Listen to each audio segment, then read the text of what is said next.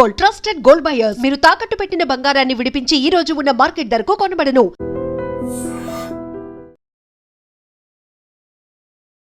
నమస్తే, నేను Kavitha. Welcome to I dream news and నిజాలు.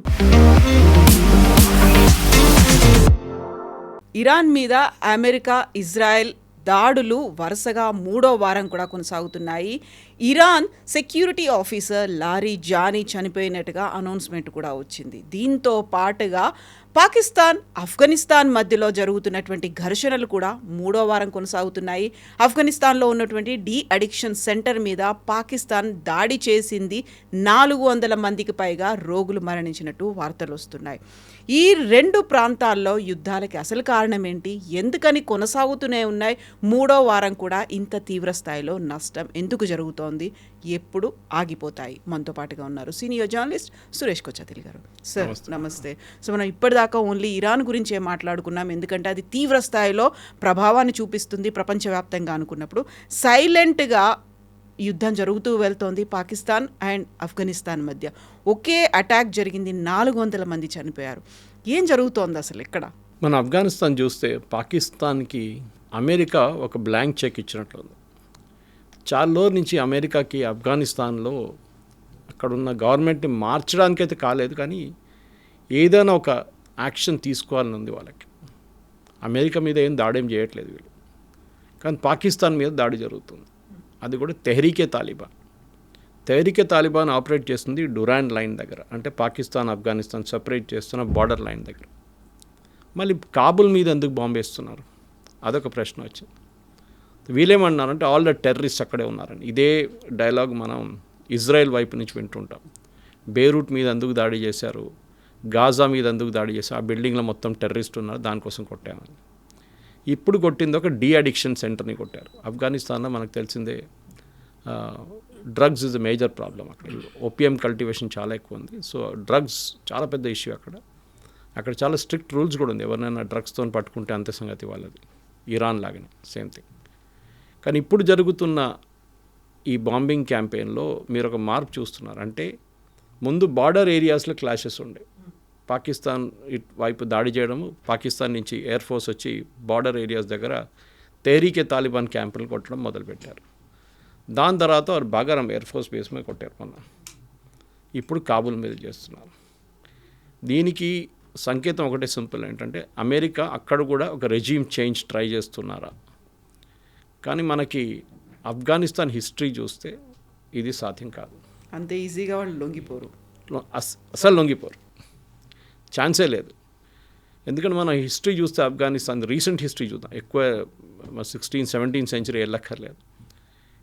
సోవియట్స్ ఆఫ్ఘనిస్తాన్కి వచ్చినప్పుడు అప్పుడు అక్కడ వాళ్ళని వ్యతిరేకించడానికి రిలీజియస్ స్కూల్స్, పాకిస్తాన్లో ఉన్న రిలీజియస్ స్కూల్స్ నుంచి వచ్చిన అబ్బాయిలు వాళ్ళని తాలిబాన్ అని చెప్పి వాళ్ళని ఆఫ్ఘనిస్తాన్ వైపు పంపించారు. ఆయుధాలు ఇచ్చి ట్రైనింగ్ ఇచ్చి పాకిస్తాన్లో ఐఎస్ఐ వాళ్ళు చేశారు, సిఐఏ సహాయంతో వాళ్ళు పోరాటం చేశారు. సోవియట్స్ చాలామంది చనిపోయారు సోవియట్స్ వాళ్ళు. లాస్ట్లో సోవియట్స్ అక్కడి నుంచి పారిపోయారు. వాళ్ళు ఆయుధాలు తీసుకొని సిస్టమేటిక్గా వెళ్ళారు, అమెరికన్స్ వెళ్ళినట్లు కాదు. దాని తర్వాత అమెరికా వచ్చారు, అమెరికా పరిపాలించడం మొదలైనప్పుడు అప్పుడు అల్ఖైదా వచ్చేసి ఒసామా బిన్ లాడెన్, ఐమన్ అల్ జవారీ వీళ్ళందరూ. ఇప్పుడు అల్ఖైదా వీళ్ళ మీద దాడి చేయడం మొదలుపెట్టారు, అమెరికా నేటో ఫోర్సెస్ మీద. వీళ్ళు కూడా ఎక్కువ రోజు తట్టుకోలేకపోయారు. దాని తర్వాత వీరు కూడా అక్కడి నుంచి మొత్తం ఎక్విప్మెంట్ అక్కడ పడేసి పారిపోయారు రాత్రికి రాత్రి. బైడెన్ అడ్మినిస్ట్రేషన్లో, last administration. That was real insult అమెరికాకి, ఎందుకంటే వాళ్ళు ఎప్పుడు అనుకోలేదు ఇట్లా జరుగుతుంది అనేది. సో దానికి ఒక ప్రతీకారం తీసుకోవడానికి బహుశా ఇప్పుడు నడుస్తున్న ఒక స్ట్రాటజీ ఒకటి, అమెరికాకి బాగారం ఎయిర్ ఫోర్స్ బేస్ కావాలి. బాగ్రామ్ ఎయిర్ ఫోర్స్ బేస్ కావాలంటే డెఫినెట్ అక్కడ, ఎందుకంటే స్ట్రాటజికలీ చైనా దగ్గర అది. ఆ బేస్ వాళ్ళ దగ్గర ఉంటే అక్కడి నుంచి వాళ్ళకి చైనాలో వాళ్ళ మీద నిఘా పెట్టుకోవడానికి, అక్కడి నుంచి రికనెసెన్స్ ఫ్లైట్ చేయడానికి, అక్కడి నుంచి రష్యా మీద కూడా నిఘా, అక్కడ ఒక కన్ను పెట్టుకోవడానికి పనికొస్తుంది. కానీ వీళ్ళు అడిగారు, మీకు గుర్తుంటుంది, ఒక 4 నెలల ముందు అంతా అడిగారు ఒఫిషియల్లీ, యూఎస్ మాకు ఆ బేస్ కావాలన్నారు, ఇవ్వని చెప్పాం. లీజ్లో అడిగారు వాళ్ళు. ఇట్లాంటి బేస్ చాలా ఉన్నాయి వాళ్ళ దగ్గర. సౌదీ అరేబియాలో ఉంది, కువైట్లో ఉంది, ఖతార్లో ఉంది. ఇక్కడ కూడా ఒక బేస్ పెట్టుకుందామని, కానీ అంగీకరించలేదు. తాలిబాన్ అన్నారు, no, we will not give. ఇప్పుడు పాకిస్తాన్ ఏమంటున్నారంటే తాలిబాన్ ఇప్పుడు చేస్తున్న ఈ అటాక్స్ అన్నీ భారతదేశం స్పాన్సర్ చేస్తుంది, మన వైపు నుంచి ఆయుధాలు ఇస్తున్నాం, ఈ ఆయుధాలు తీసుకొని వాళ్ళు వచ్చి మా మీద పాకిస్తాన్ మీద దాడి చేస్తున్నారు. పాకిస్తాన్ ఫీల్డ్ మార్షల్ అసీం మునీర్ కూడా మేము వీళ్ళని కంప్లీట్గా వైపౌట్ చేస్తూ ఉంటున్నాం, అది సాధ్యం కాదు. ఇప్పుడు జరిగిన అటాక్ తర్వాత కూడా చూడండి కవిత గారు, రాబోతున్న ఇంపాక్ట్, వీళ్ళ దగ్గర ఎయిర్ ఫోర్స్ లేదు, వీళ్ళ దగ్గర నేవీ లేదు. Afghanistan is a land lock country, navy అక్కర్లేదు వాళ్ళకి. ఎయిర్ ఫోర్స్ అనేది చాలా బేసిక్ ఉండే, అది కూడా ఇప్పుడు ఎక్కువ లేదు. వీళ్ళ దగ్గర మిసైల్స్ ఉన్నాయి, వీళ్ళ దగ్గర డ్రోన్స్ ఉండొచ్చు బహుశా. అండ్ వీళ్ళ దగ్గర అన్నిటికంటే ఇంపార్టెంట్, వీళ్ళ దగ్గర చాలా బ్యాటిల్ హార్డెండ్ అంటాం మన ఇంగ్లీష్లో. ఎన్నో సంవత్సరాలు సోవియట్స్ వ్యతిరేకంగా, నేటో ఫోర్సెస్ వ్యతిరేకంగా పోరాడిన ఫైటర్స్ ఉన్నారు వీళ్ళ దగ్గర. ఒక టైంలో వీళ్ళు అల్ఖైదా బేస్గా ఉన్నారు, తర్వాత తాలిబాన్గా వచ్చారు. ఇప్పుడు దానికన్నా ముందు తాలిబాన్గా ఉండే. సో వాళ్ళ దగ్గర ఉన్న మెయిన్ ఫైటింగ్ ఫ్యాక్టర్ ఏంటంటే వాళ్ళు ఏ సర్కమ్స్టాన్స్ వచ్చినా, వీళ్ళు ఎవరు వచ్చినా కానీ వాళ్ళ వ్యతిరేకంగా పోరాడతారు. ఇప్పుడు పాకిస్తాన్ వచ్చి ఈ దాడులు చేస్తున్నప్పుడు వీళ్ళ రియాక్షన్ ఏముండబోతుందని వాళ్ళ మీడియాలో మనం చూసాం. వాళ్ళు చాలా క్లియర్గా చెప్పారు, Pakistan will regret what they did. అంటే వీళ్ళ దగ్గర ఏముంది మనం చూద్దాం. వీళ్ళ దగ్గర ఉన్న అన్నిటికంటే ఏంటంటే సూసైడ్ బాంబింగ్. మీరు చూడండి, నెక్స్ట్ 2-3 డేస్లో పాకిస్తాన్ చాలా హై లెవెల్ ఆఫ్ సెక్యూరిటీలో ఉన్నారు, అలర్ట్లో ఉన్నారు.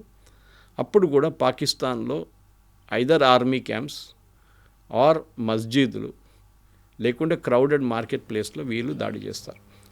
రంజాన్ సీజన్ ఇది. దీనికన్నా ముందు కూడా చేశారు వాళ్ళు. 20 మంది 25 మంది చనిపోయిన కేసెస్ ఉన్నాయి అక్కడ.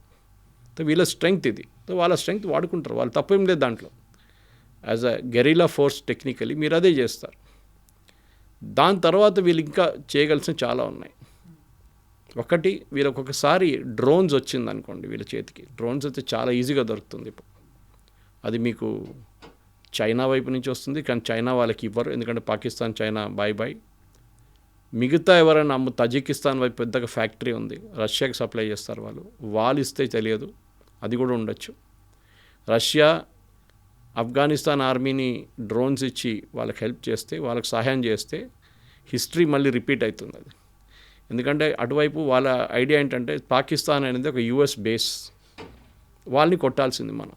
ఇది వాళ్ళు ట్రై చేస్తున్నారు. సో ఇప్పుడు ఎందుకంటే ఈ F-16 ఇచ్చినప్పుడు కూడా కవిత గారు, ఈ ఎయిర్క్రాఫ్ట్ ఇప్పుడు బాంబ్ చేస్తున్న ఎయిర్క్రాఫ్ట్ ఇచ్చినప్పుడు కూడా యుఎస్ ఏమన్నారంటే ఆ టైంలో, you should never use this against India, మీరు ఓన్లీ ఈ F-16 వాడాల్సింది అగెయిన్స్ట్ టెర్రరిస్ట్.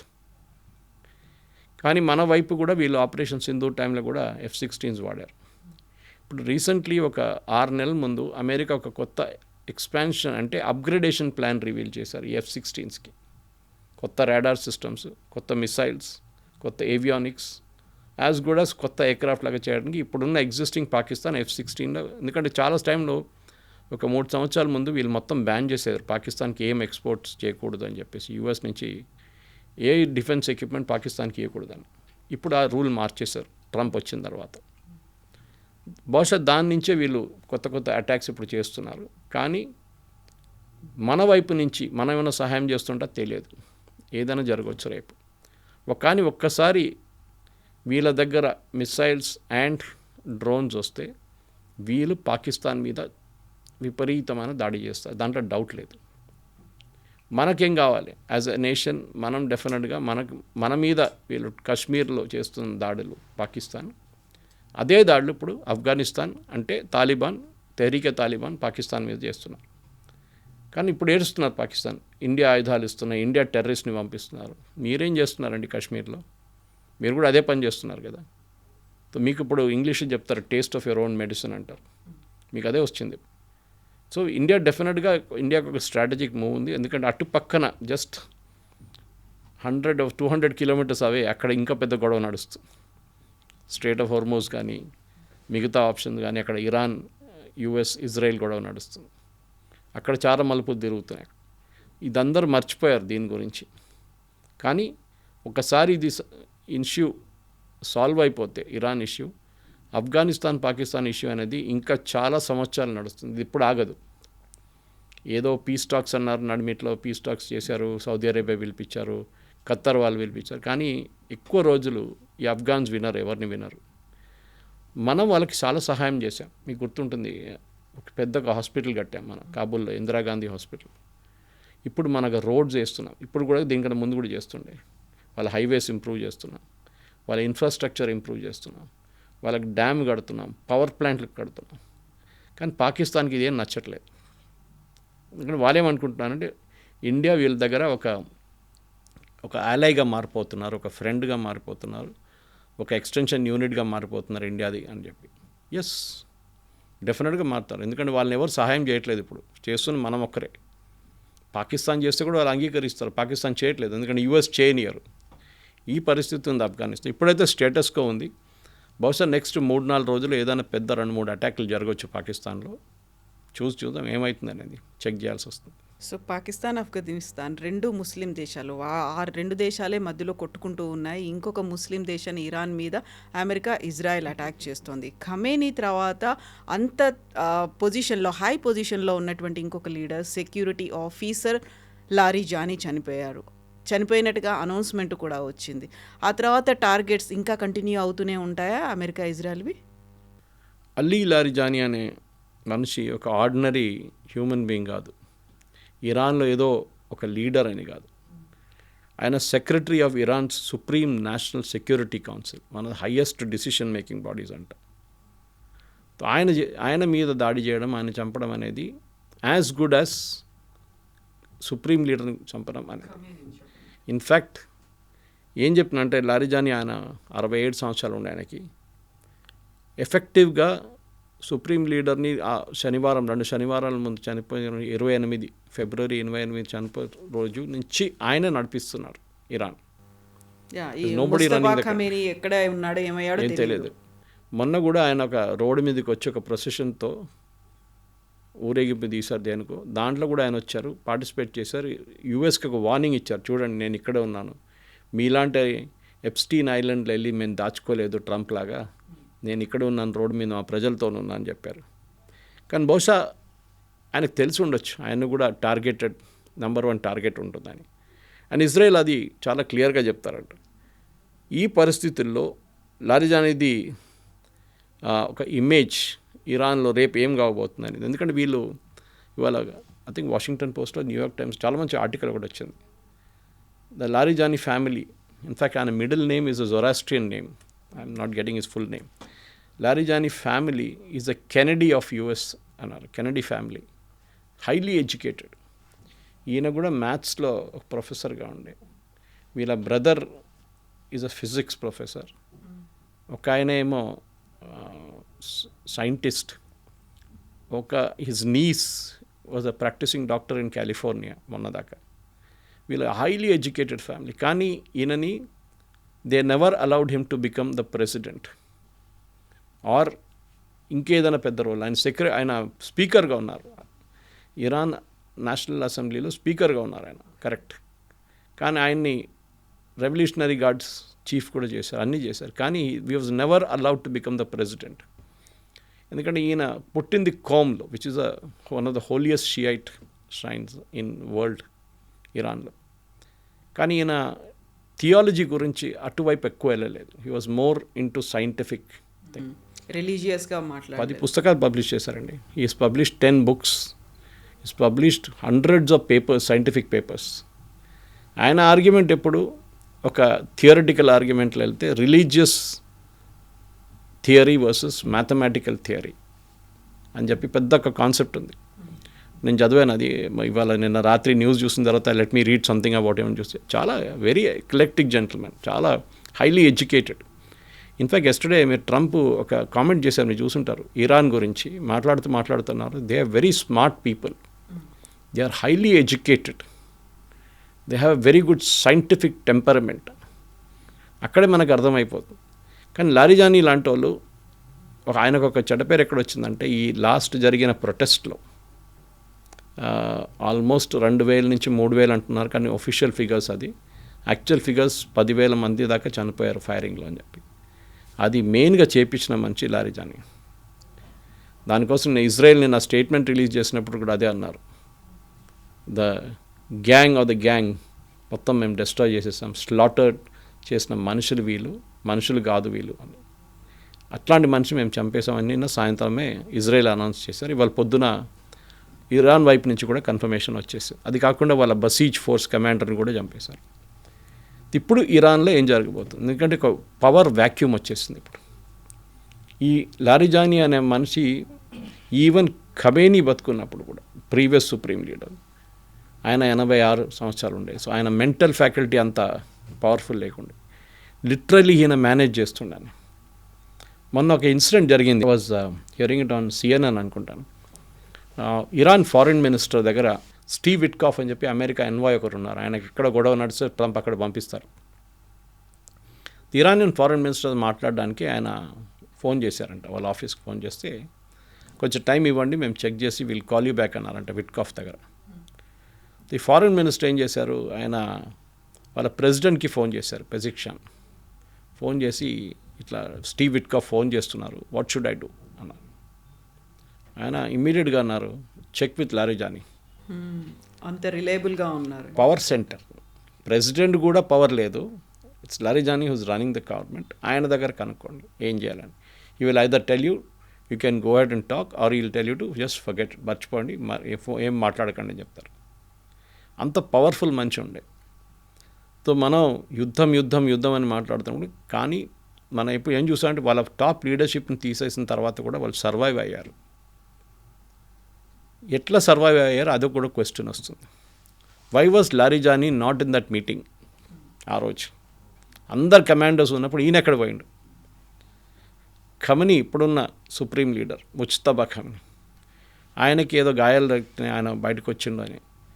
నిన్న అఫీషియల్ స్టేట్మెంట్ ఏంటంటే ఆయన he went out for a walk 5 minutes before the bombing.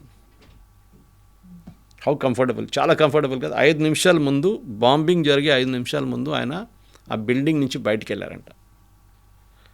ఈ ముజ్తబా ఖమీనీ అని ఆయన మనిషికి ఒక పాత హిస్టరీ ఒకటి ఉంది, చాలామంది మర్చిపోతున్నారు.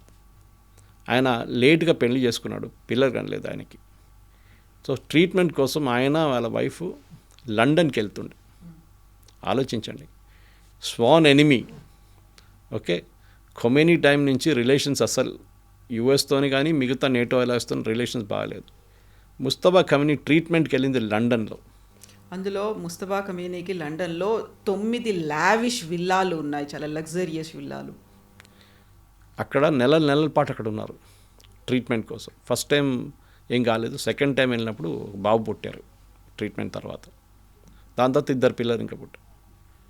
ఇప్పుడు అందరు ఏమంటున్నారంటే ఈయనని బ్రిటిష్ MI6 వాళ్ళు ఇన్ఫిల్ట్రేట్ చేసుకున్నారు. ఈయన కొన్ని హ్యాబిట్స్ ఉండే. అది నిన్న ట్రంప్ చెప్పారు, మొన్న చెప్పారు రాత్రి. ఆయనకు ఒక సెక్యూరిటీ బ్రీఫింగ్లో చెప్పారంటే దట్ హీఈస్ అన్ హోమోసెక్షువల్ అని. ఆయన ట్యూటర్తోనే ఒక రిలేషన్షిప్ ఉండే ఆయనకి అని చెప్పేసి. అది ఖమేనీ ఎప్పుడు డినై చేయలేదు. సీనియర్ ఖమేనీ చనిపోయిన ఆయన రాసి పెట్టినంట, ఏ పరిస్థితుల్లో కానీ నేను చనిపోతే ఈయనని సుప్రీం లీడర్ చేయకూడదు మీరని రాసి పెట్టి వెళ్ళారు. బట్ ఇవన్నీ కూడా ఒక అమెరికన్ మీడియా దగ్గర నుంచి బయటకు వస్తున్నాయి కదా. అఫీషియల్గా ఇరాన్ ఏం అఫీషియల్ ఎప్పుడు చెప్పరు కదా, ఎప్పుడు చెప్పరు. కానీ మీరు కనెక్ట్ ద డాట్స్ అంటాం మన ఇంగ్లీష్లో. బాంబింగ్ జరిగిన రోజు కమాండర్స్ మీటింగ్ నడుస్తుంది, అందరు సీనియర్ కమాండర్స్ ఉన్నారు 40 మంది. Head of that is Larijani, ఆయన అక్కడ లేడు. ఈ ఖమేనీ సుప్రీం లీడర్ పక్కన ఉన్న మనిషి ఎప్పుడు ఈస్ ఇస్ సన్ ముజ్తబా. ఆయన 5 నిమిషాల ముందు వాక్కి వెళ్ళిండంట బయటికి. సో బహుశా ఎవరికో తెలుసు జరగబోతుంది అనేది. ఎందుకంటే అక్కడి నుంచి వెళ్ళిన ఇన్ఫర్మేషన్ ప్రకారమే ఇజ్రాయెల్ బాంబ్ చేశారు. వాళ్ళకి ఆ ఇన్ఫర్మేషన్ వచ్చింది 2 గంటల సేపు ముందు, 2.5 గంటల సేపు పొద్దున 6 o'clock ఇజ్రాయలీ టైంకి వచ్చింది. దట్ 9 గంటలకు తెహరాన్ టైంలో ఒక మీటింగ్ జరగబోతుంది తెహరాన్లో ఈ కాంపౌండ్లో అని చెప్పి. ఇప్పుడున్న పరిస్థితుల్లో కవిత ఇదంతా ఎందుకు చెప్తున్నా అంటే ఇప్పుడు ఒక పవర్ వ్యాక్యూమ్ వచ్చేస్తుంది. లారిజానీ లేరు, president Pezeshkian is totally powerless, supreme leader కనిపించట్లేదు, ఆయన ఉన్నాడో లేదో పోయిండో ఏం చేయడో తెలియదు. ఇరాన్ ఎవరు నడిపిస్తున్నారు? ఎందుకంటే ప్రెసిడెంట్ ట్రంప్ ఇప్పుడు ఒక నెక్స్ట్ లెవెల్కి వచ్చేసి ఆయనకు తెలిసిపోయింది ఈ యుద్ధం గెలవలేరు. కానీ వెళ్తూ నేను కొన్ని పనులు చేసిపోతాను. ఒకటి మెయిన్గా స్ట్రైట్ ఆఫ్ హార్మూజ్ ఓపెన్ చేయాలి. అది ఓపెన్ చేయాలంటే మనం దాని గురించి డిస్కస్ చేసాం. చాలా మటుకు ఓపెన్ చేయాలంటే ఇంపాసిబుల్ టు ఓపెన్. ఎందుకంటే చిన్న బోట్స్ వాడుకొని లేకుంటే మిసైల్స్ వాడుకొని ఇరాన్ కొట్టచ్చు. సీ మైన్స్ అనేవి పెట్టారు. మైన్స్ కన్నా ఎక్కువ డ్యామేజ్ మిసైల్స్. వాళ్ళ దగ్గర ఉన్న మైన్స్ చాలా పాత technology, second world war vintage Russian mines వాళ్ళ దగ్గర ఉంది. అది ఎక్కువ డ్యామేజ్ చేయదు, కానీ అన్నిటికంటే పెద్ద డ్యామేజ్ చేస్తుంటే ఈ హ్యాండ్ హెల్డ్ మిసైల్స్. అది వీళ్ళు ఒక 3 కిలోమీటర్ 4 కిలోమీటర్ దూరం ఉన్న షిప్ మీద కొడతారు ఈజీగా, సిట్టింగ్ డాక్స్. ఎందుకంటే మెల్లగా పోతుంది ఈ ట్యాంకర్లు, దాని మీద ఈజీగా కొట్టచ్చు మీరు ఏ ఎస్కాట్ ఇచ్చినా కానీ. సో నిన్న రాత్రి అమెరికా వాళ్ళ B-2 B-50 బాంబర్స్ యూజ్ చేసి వాళ్ళు ఖర్గ్ ఐలాండ్ మీద బాంబ్ చేశారు. అది కాకుండా స్ట్రెయిట్ ఆఫ్ హోర్ముజ్ పక్కన ఉన్న స్ట్రక్చర్ ఉంది, దాని గురించి ఐ థింక్ వాళ్ళ టైమ్స్ ఆఫ్ ఇండియా వచ్చింది, చాలా పెద్ద ఒక ఆర్టికల్ వచ్చింది. ఇట్స్ అ వరల్డ్ వైడ్ ఏం చెప్తారు, ఒక వండర్ ఆఫ్ ద వరల్డ్ అది. ఆ స్ట్రక్చర్స్ ఎట్లా ఫామ్ అయింది అనేది, ఒక స్ట్రక్చర్ మీరు చూస్తే ఇట్లా ఫార్మేషన్స్ ఉంటుంది మట్టితోని, అది ఎట్లా ఫామ్ అయిందంటే ఏదో ఒక స్టార్ పడ్డదంట ఒకసారి. అండ్ మన దగ్గర నేషనల్ జియోగ్రఫిక్ దాంట్లో వెళ్తే మీకు అది కనిపిస్తుంది ఇరాన్లో. ఇట్స్ అ బ్యూటిఫుల్ ప్లేస్ ఆ స్ట్రెయిట్ ఆఫ్ హోర్ముజ్ పక్కన. అక్కడ కూడా నిన్న రాత్రి బాంబింగ్ జరిగింది అంటున్నారు. దాని ఇంపాక్ట్ ఏందో మనకు తెలియదు ఇంకా. స్ట్రెయిట్ ఆఫ్ హోర్ముజ్ ఓపెన్ చేయడానికి ట్రంప్ న్యాచురల్లీ వీళ్ళందరినీ పిలిచారు. నేటో ఫోర్సెస్ని అడిగారు, చైనాని అడిగారు, జపాన్ని అడిగారు, జర్మనీని అడిగారు. అందరు నో అని చెప్పారు.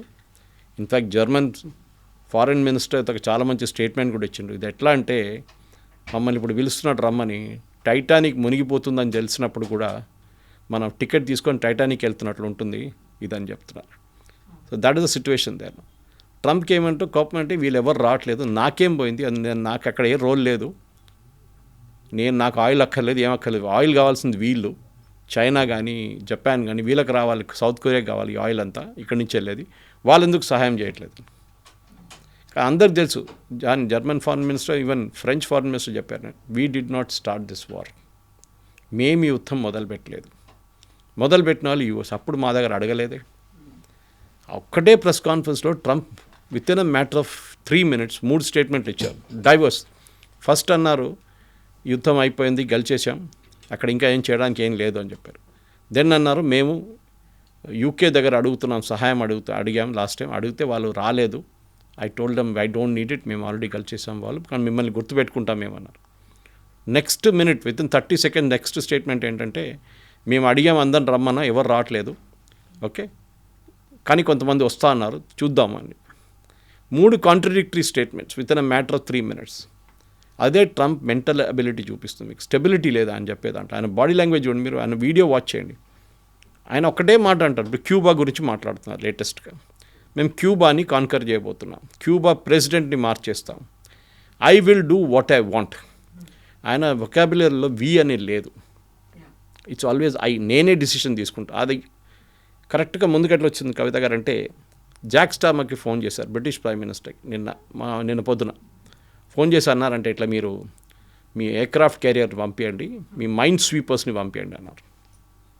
సో స్టామర్ అన్నారంటే, okay I will have to discuss with my team అన్నారంట. ఏంటి టీమ్, వాట్ టీమ్, అవసరమా అలాంటివి? You are the prime minister, you take a decision. ఈయనకు అది లేదు కదా యూఎస్లో, ఈయన ఎవరిని అడగరు, ఆయనే చేసుకుంటాడు ఏం కావాలంటే అది. అది చెప్పారు నేను ప్రెస్ కాన్ఫరెన్స్లో. స్టామర్ అంటున్నాడు టీంతో మాట్లాడుతూ అంటున్నాడు, ఏం మనిషి ఈయన, ప్రధానమంత్రి ఇంకేమైనా, ఎందుకు అడగాలి ఎవరిని, మీరు చేసుకోవచ్చు కదా కావాలంటే. ఐరానికలీ మీరు బిలీవ్ చేయరు, ఇప్పుడు ఎవరి దగ్గర లేనిది ఏంటి తెలుసా మీకు కవిత గారు, మైండ్ స్వీపర్స్ లేదు ఎవరి దగ్గర. అంటే సీ బెడ్ నుంచి మైన్లు తీయడానికి ఉన్న మైండ్ స్వీపర్స్ అంట, కొంచెం పాత టెక్నాలజీ అది. It late 80s technology, 70s 80s నుంచి మొదలై ఇప్పుడు మొన్న దాకా నడిచింది.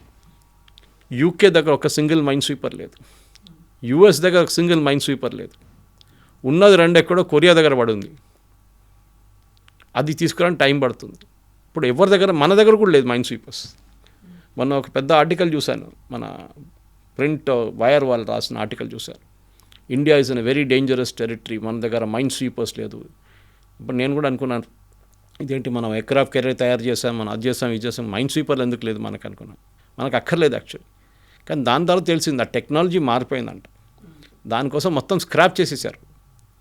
ఇన్ఫ్యాక్ట్ యూఎస్లో కూడా లేదు, ఎందుకంటే వాళ్ళకి కొత్తగా టెక్నాలజీ తీసుకొచ్చారు. దాంట్లో 2 షిప్స్ ఉన్నాయి చిన్నది, దాని టెక్నాలజీ ఇప్పుడు కొత్త మైండ్స్ని ట్రేస్ చేయడానికి, దాన్ని డెటోనేట్ చేయడానికి అది యూజ్ చేస్తారు. అది 2 ఉన్నాయి ఇప్పుడు వీళ్ళ దగ్గర. అది నేను చెప్పాను చూడు, కొరియాలో పడుందంట, అక్కడిని తీసుకురావాలి వీళ్ళు. ఇప్పుడు వార్ అనేది, యుద్ధం అనేది ప్రెసిడెంట్ ట్రంప్కి అర్థమైపోయింది, మొదలు పెట్టచ్చు కానీ దాన్ని ఎండ్ చేయడం అనేది చాలా కష్టమని. ఇప్పుడు స్ట్రైట్ ఆఫ్ హార్మూజ్ ఓపెన్ చేయడమే ఒకటే, మిగతా ఏం లేదు. ఇప్పుడు కూడా అంటారు ట్రంప్, ఎయిర్ ఫోర్స్ లేదు, వాళ్ళ దగ్గర నేవీ లేదు, వాళ్ళ దగ్గర ఏం లేదు, we have finish them off. మళ్ళీ ట్రంప్ మళ్ళీ స్ట్రైట్ ఆఫ్ హార్మూజ్ ఎందుకంటే ఓపెన్ చేయట్లేదు? ఎందుకంటే ఇప్పుడు స్ట్రైట్ ఆఫ్ హార్మూజ్ ఓపెన్ చేయకపోతే మనం చూస్తున్నాం దాని రిజల్ట్. $100 per barrel. మనకు గ్యాస్ ప్రాబ్లం వచ్చింది, ఇక్కడ ఇండియాలో ఎల్పిజి ప్రాబ్లం వచ్చింది, సిఎన్జి, పెట్రోలియం, ఇప్పుడు ఫర్టిలైజర్ ప్రాబ్లం రాబోతుంది. ఇట్లాంటి పరిస్థితుల్లో ఇంకేమైనా ఆప్షన్ ఉందా అంటే 2-3 ఆప్షన్స్ ఉన్నాయి, కానీ నాట్ గ్రేట్ ఆప్షన్. ఒకటి, సౌదీ అరేబియా వాళ్ళ ఆయిల్ ఫీల్డ్స్ నుంచి ఇది వాళ్ళు ఎప్పుడు చూసారంటే ట్యాంకర్ వార్ నడుస్తుంది. మీకు గుర్తుంటుంది, ఇరాన్ ఒక 10-year వార్ జరిగింది సద్దాం హుసేన్ టైంలో. 79 తర్వాత 80s అనుకుంటాను, 83, 82, 83లో మొదలైంది. ఎందుకంటే సద్దాం హుసేన్కి ఒక డౌట్ ఉండే, ఈ ఇరాన్ ఆర్మీ ఎందుకు చూడండి, వీళ్ళు అయతోలాతోనే ఉండరు, నేను వీళ్ళతో ఒక డీల్ చేసుకుంటాను, టేక్ ఓవర్ చేసుకుంటాను ఇరాన్లో ముల్లాల్ని, ఖొమేనీని, గిమేని అందరిని కొట్టేస్తాను నేను అనుకో. కానీ అది జరగలేదు. ఆ యుద్ధం 10 సంవత్సరాలు నడిచింది, ఎవరికి సేమ్ సిచ్యువేషన్, ఎవరు గెలవలేదు, ఎవరు ఓడిపోలేదు. కానీ దాంట్లో ఒక లెసన్ ఏంటంటే ట్యాంకర్ వార్ అనే వార్ జరిగింది కవిత గారు. వాళ్ళ ట్యాంకర్ మీద కొట్టారు, వీళ్ళ ట్యాంకర్ మీద కొట్టారు, ఇదే హార్మూజ్ స్ట్రైట్లో. ఆ రోజు సౌదీ అరేబియాకి ఒక లెసన్ అర్థమైపోయింది, ఏంటంటే మనగా ఇంకొక పోర్ట్ పెట్టుకోవాల్సి. సో యాన్బు పోర్ట్ అని చెప్పి, నేను ఒక ఎగ్జాంపుల్ ఇవ్వంటే, Hormuz is the front door of the house. ఇంటికి ఫ్రంట్ డోర్, బ్యాక్ డోర్ ఒకటి ఉంటుంది కదా, కొన్ని ఇంట్లోకి ఉంది అట్లీస్ట్. ఆ బ్యాక్ డోర్ ఏమో యాన్బు పోర్ట్ అని చెప్పి రెడ్ సీ దగ్గర ఉంది ఒకటి. రెడ్ సీ అంటే మన హార్మూజ్ లాగానే అదర్ ఎండ్ ఆఫ్ ఇట్. అక్కడ కొంతమంది కూర్చున్నారు, వాళ్ళ పేర్లు హూతీలు. Those sitting at the bottom, యమన్లో. వాళ్ళు ఇప్పుడు ఏం చేయట్లేదు. అక్కడికి వీళ్ళు ఒక పెద్ద 1000 kilometer పైప్ వేశారు, 4 feet డయామీటర్లో పైప్. ఆ పైప్ రోజుకి 1.2 to 1.7 million barrels per oil pump చేస్తుంది. అది 4 దాకా తీసుకెళ్ళచ్చు అంటున్నారు, కానీ సరిపోదు. ఇట్ ఈస్ ఓన్లీ ఏం చెప్తారు, చాలా తక్కువ quantity compare to strait of Hormuz. For example Kharg ఐలాండ్లో ఒకటే టైంలో ఇరాన్ దగ్గర ఉన్న కర్గ్ ఐలాండ్లో మీరు 10 అల్ట్రా లార్జ్ ట్యాంకర్స్ని పెట్టవచ్చు. అల్ట్రా లార్జ్, సూపర్ ట్యాంకర్ కూడా కాదు, 10 పెట్టచ్చు మీరు ఒకటేసారి. అండ్ రోజంతా ఫిలప్ చేసుకొని రాత్రి వెళ్ళిపోతారు వాళ్ళు. ఇది ఇప్పుడు జరగట్లేదు.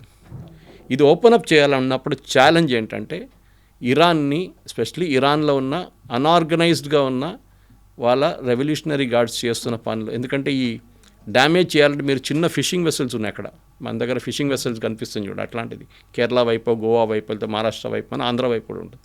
ఆ ఫిషింగ్ వెసల్ కూడా తిరుగుతారు ఈ స్ట్రైట్ ఆఫ్ హార్మూజ్లో.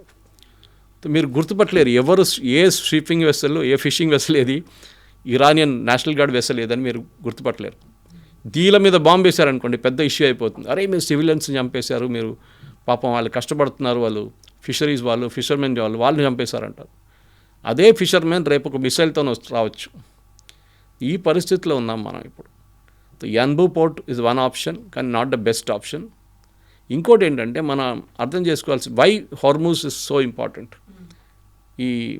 మీరు గోండ్వానా అనే ఒక టెరిటరీ పేరు విని ఉంటారు, ఇట్స్ ఇన్ మధ్యప్రదేశ్. ఒక టైంలో Gondwana and Persia were together millions of years ago. దాని తర్వాత the plate shifted and India వైపు వెళ్ళిపోయి ఇండియా ఫామ్ అయిన సపరేట్గా. మనకు తెలిసిన స్టోరీ, ఆఫ్రికా నుంచి వచ్చి ఇండియా ఎట్లా కొట్టి the Himalayas rose up because of that, ఆ కొలిజన్తో. ఈ గోండ్వానా టెరిటరీతో ఉన్న టెరిటరీ ఇప్పుడున్న పర్షియా. ఆ పర్షియాలో కూడా మీరు చూడండి, ఆయిల్ కార్బన్స్ ఉన్న ఏరియా అంతా it is towards western part of Iran and eastern part of Saudi Arabia. Saudi Arabia ఈ పక్క నుంచి ఉన్న మొత్తం ఆయిల్ హైడ్రోకార్బన్స్ ఉంది around straight of Hormuz. Qatar కూడా అంతే. అండ్ ఇటువైపు ఇరాన్ నుంచి మీకు సౌదీ అరేబియా ఇటువైపు, దట్ ఈస్ యాన్బు మాట్లాడండి, యాన్బు రెడ్ సీ ఉంది చూడండి, రెడ్ సీ పక్కన కార్బన్సే లేదు, దానికోసం ఎవడు పట్టించుకోడు దాన్ని. అక్కడి నుంచి చాలా తక్కువ షిప్స్ పోతుంది. సో ఈ మెయిన్ ఇంట్రెస్ట్ ఏంటంటే, ఈవెన్ ఇరాన్ కూడా చూడండి, మీరు పాకిస్తాన్ వైపు చూడండి, అక్కడ ఏం లేదు వాళ్ళకి. ఇన్ఫ్యాక్ట్ ఈవెన్ స్ట్రైట్ ఆఫ్ హార్మూజ్లో కూడా వీళ్ళకి నడిమిట్లో చాలా గొడవలు ఉన్నాయి. ఖతార్ అండ్ ఇరాన్ ఒక గ్యాస్ ఫీల్డ్ షేర్ చేస్తున్నారు. మన గీత గేలేం కదా నీళ్ళ మీద, ఇది మీ టెరిటరీ, ఇది మా territory. With in that area of straight of Hormuz వీళ్ళిద్దరు ఒక గ్యాస్ ఫీల్డ్లో 60% మీరు, 40% మీరు అని చెప్పి వాళ్ళు ప్రొడ్యూస్ చేసుకుంటున్నారు గ్యాస్ అక్కడి నుంచి. Because Qatar doesn't produce oil, only gas. ఇది కూడా ఉంది పాలిటిక్స్ ఇన్ దాంట్లో. And Qatar is a biggest problem for అన్ని అరబ్ కంట్రీస్ కలిపి. ఇరాన్ కాదు, Qatar is a bigger problem. వీళ్ళ దగ్గర ముస్లిం బ్రదర్హుడ్ ఉంది, అది ఇంకో స్టోరీ. వాళ్ళు ఏం చేస్తారనేది. వీళ్ళ దగ్గర అల్ఖైదా హెడ్ క్వార్టర్స్ ఉంది, హమాస్ హెడ్ క్వార్టర్స్, వీళ్ళందరూ ఖతార్లో ఉన్నారు. Yes sir, thank you so much sir. Thank you. And for more videos, Please subscribe to iDream. Please subscribe to iDream. Please subscribe iDream. And please subscribe to iDream. For more videos, subscribe to iDream. please like, share and subscribe to the channel. Congratulations, iDream. Subscribe to iDream. Subscribe to iDream. So subscribe to iDream Media. iDream की iDream team अंदर की huge congratulations. Please subscribe iDream Media. Please subscribe to iDream. Subscribe iDream. Please subscribe to iDream. iDream అంటే నా కళల ఛానల్ను subscribe చేసుకున్న నోరు తిరుగుతలేదు, మీరైతే గంట గుర్తు కొట్టండి. For more such videos, please subscribe to iDream. Subscribe to iDream. Please subscribe to iDream. Please subscribe iDream Media. Please do subscribe to iDream. Please subscribe to iDream Media. For best entertainment and information, please subscribe iDream. And don't forget to subscribe to iDream.